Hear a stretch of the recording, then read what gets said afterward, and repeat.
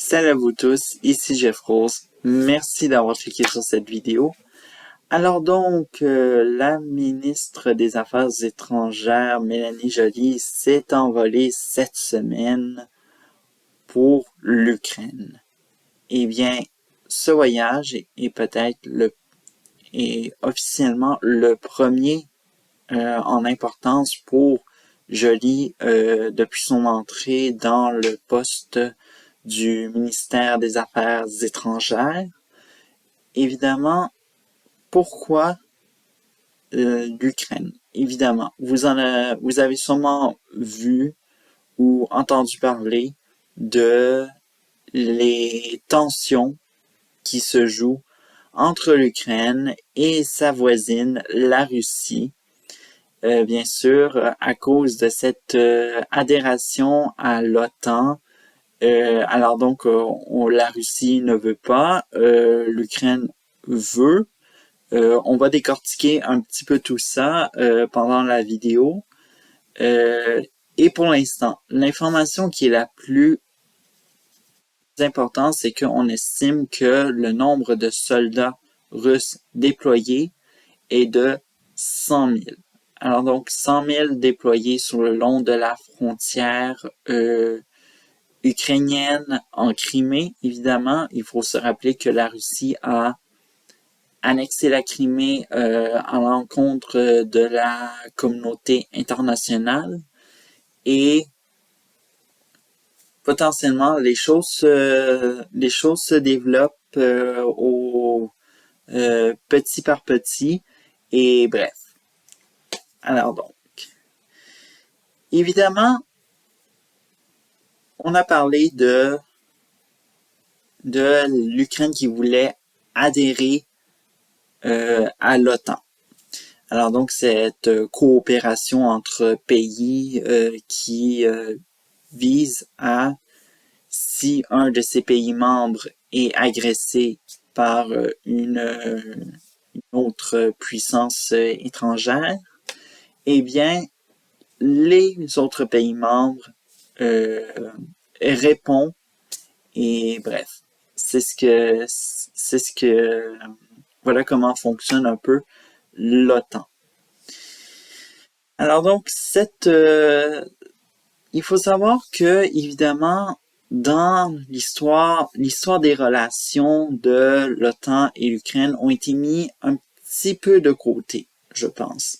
Puisque vous allez voir que ce que on dit, en fait, moi, ce que j'ai observé de les chroniqueurs, que ce soit les spécialistes et tout ça, on parlait beaucoup de cette période où on interdisait, il y avait eu un accord entre le secrétaire de l'OTAN et l'ancien président Gorbatchev, Mikhail Gorbatchev. Bref, Mikhail Gorbatchev de l'URSS de faire une zone étanche pour ne pas toucher ce qui serait les futures frontières de la Russie.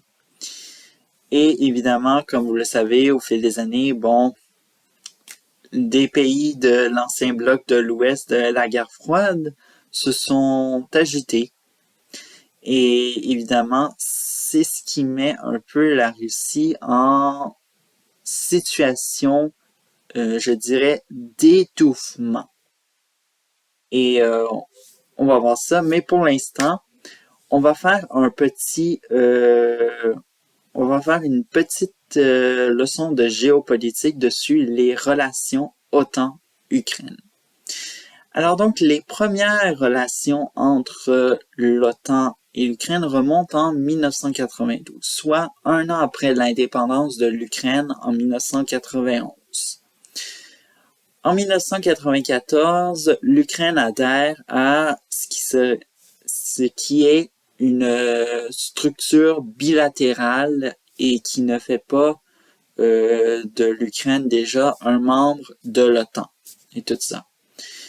Il s'agit de le partenariat pour la paix, et parmi ces signataires qui a signé la même année, la Russie. Bref, les années passent et 14 ans plus tard, l'Ukraine adhère à une seconde structure bilatérale de l'OTAN qui s'appelle le plan d'action individuel. L'Ukraine va y rester jusqu'en 2010. Et vous allez savoir pourquoi, puisque entre 2010 et 2014, ce sont les années Viktor Yanukovych. Alors donc, Yanukovych, qui est un président pro-russe, évidemment, au cours de ces années de son règne, Yanukovych va totalement mettre le plan d'adhération à l'OTAN de côté. Et bien sûr, au cours de son mandat, il s'est passé évidemment beaucoup d'événements. Donc, cet accord d'association avec l'Union européenne non signé, qui sera aussi le déclenchement de la manifestation qu'on va surnommer l'Humaïdan, qui est une manifestation due à cette opposition de ne pas avoir signé cet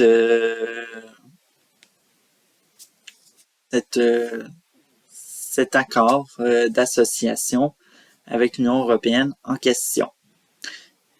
Suivant l'Humaïdan, il y a eu par la suite la révolution de février. On est en février 2014 et bien sûr, Yanukovych va être exilé en Russie et va être la même année et la même période destitué et va commencer une nouvelle ère pour l'Ukraine. En effet, c'est ce que les Ukrainiens espéraient. Du compte. Suivant cette destitution de Viktor Yanukovych, il y a cette évasion en Crimée de la part de la Russie. La Russie ne revendique pas rapidement cette évasion de soldats anonymes, cagoulés et dans l'uniforme russe, mais beaucoup reconnaissent l'uniforme russe, mais Vladimir Poutine va, disons-le, pendant une certaine période de temps, cacher qu'il s'agit de son armée. Et évidemment, suivant ceci, la Crimée va être annexée au fil des mois, et ce qui va être une large défaite et encouragée évidemment par la suite des rebellations pro-russes, séparatistes également, dans les oblasts de l'extrême-est de l'Ukraine.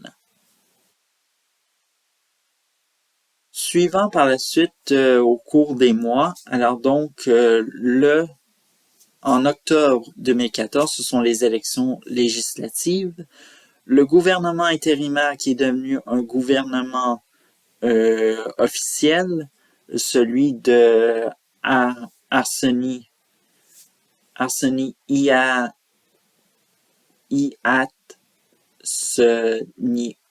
excusez-moi, je ne prononce jamais ces noms-là et tout ça, c'est ultra difficile, n'était pas intéressé auparavant de faire une adhération à l'OTAN, malgré que Viktor Yanukovych n'était plus au pouvoir. Mais, suivant les événements qui se sont produits, il y a eu un déclenchement dans ce gouvernement pour dire que, évidemment, l'adhération à l'OTAN est une priorité pour l'Ukraine. 5 ans plus tard, même si le gouvernement de Arseniy Yanukovych n'est plus le premier ministre, il y a eu cette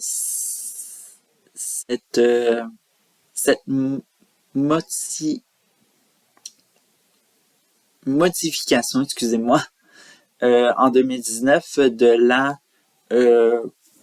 constitution ukrainienne, une mise à jour évidemment très significative, puisque dans cette nouvelle constitution ukrainienne, on y retrouve une ambition sur l'adhération du pays à l'OTAN et aussi également pour l'Union européenne. Alors donc, évidemment, c'est une question qui est qui peut faire fâcher la Russie d'entendre ceci. Et 2 ans plus tard, en 2021, évidemment, vous le savez, c'est en décembre 2021 que des soldats se sont installés sur le long de la frontière Russie-ukrainienne pour, évidemment, une potentielle guerre. Et évidemment, bref, c'est pas ça qu'est-ce qu'on souhaite, mais bref. Ça, c'est ces événements en découlent avec le sommet de l'OTAN qui s'est tenu à Bruxelles. Alors donc, les membres ont montré leur intérêt de voir l'Ukraine rejoindre les pays membres de l'OTAN. Et évidemment, c'est ce qui n'a pas sans doute plaire à la Russie.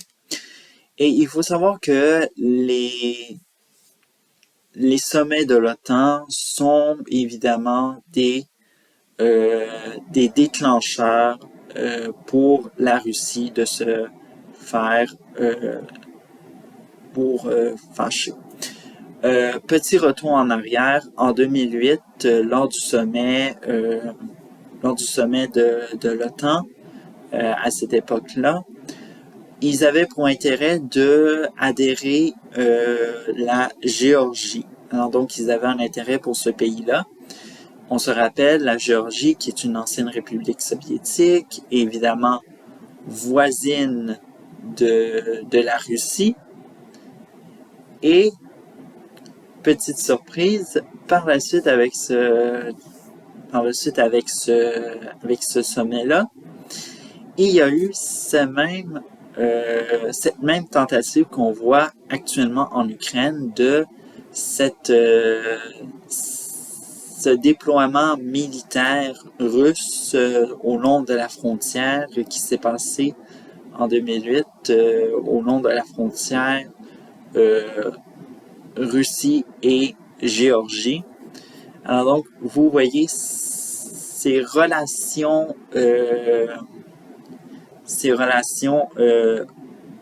OTAN et Ukraine sont symboliques, mais n'empêche qu'il ne reste que la Russie se sent étouffée dans ce jeu-là. Alors donc, elle tente de se délivrer en envoyant ses déploiements militaires en réponse à cette opposition. Mais maintenant, évidemment, on va parler du Canada. Bon, quelle est la stratégie du Canada? Évidemment, déjà, il y a des soldats canadiens qui ne sont pas là en réponse pour un déploiement militaire et participer à une guerre et tout ça, aucunement. Ce déploiement militaire canadien est en effet des soldats qui vont former l'armée ukrainienne. Quand on le sait, l'armée ukrainienne n'est pas comme l'armée russe et tout ça. Alors donc, évidemment, au cours de ces années, après l'annexion de la Crimée, il faut savoir que l'armée ukrainienne n'est pas très solide comparée à celle de la Russie. Alors donc, évidemment, nos soldats canadiens aident la Russie à bien se former et à être prêts en cas d'agression contre la Russie. Évidemment, cette semaine, il y a eu des rumeurs comme quoi qu'il y avait un déploiement, je veux dire un approvisionnement d'armes pour l'Ukraine. C'est ce que certains pays ont fait, comme le Royaume-Uni et les pays baltes. Mais malheureusement, le Canada s'est totalement opposé. Et bien sûr, il y avait des sanctions contre la Russie, mais malheureusement, on ne sait pas trop si oui ou non ça a été, ce serait prochainement dans l'agenda du Canada dans cette crise. Au final, ce qui a été seulement confirmé, on confirme qu'il y a eu une aide financière de 120 millions de dollars canadiens, soit l'équivalent en devises monétaires ukrainiennes, 2,6 milliards Rivania, tout ça, un montant qui permet de soutenir l'économie ukrainienne. Alors donc, cette aide financière en question a été saluée par le président ukrainien Volodymyr Zelensky. Bref, voilà ce que le Canada fait actuellement, mais n'empêche que dans les prochains jours, il y aura des développements et tout ça. Et bien sûr, avant de se quitter, on peut se poser une question, et tout ça qui est venu dans les chroniqueurs et les panélistes des diverses émissions de télévision au Canada. Est-ce que Canada is back? Et tout ça. Alors donc une citation et une ambition de Justin Trudeau, redorer l'image du Canada à l'international, ce que Stephen Harper n'avait pas fait. Et tout ça. Alors donc, il faut savoir évidemment que Justin Trudeau cherche et je pense que évidemment, il faut se dire que